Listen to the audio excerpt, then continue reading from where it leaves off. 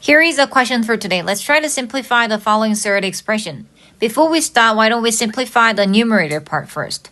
So root 540 can be turned into root 36 times by 15.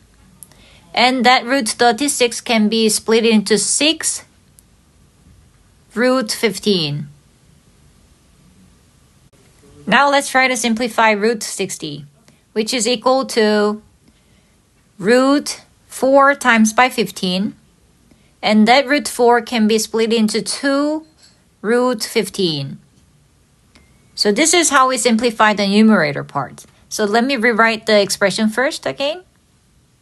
And now let's try to rewrite the expression into 6 root 15 plus 2 root 15 over root 5, which is equal to 8 root 15 over root 5. And that 8 root 15 can be split into 8 times by root 5 times by root 3 over root 5. So that we can cross cancel that root 5 on the top and the bottom. So the answer is 8 root 3. So this is the final answer for today's question.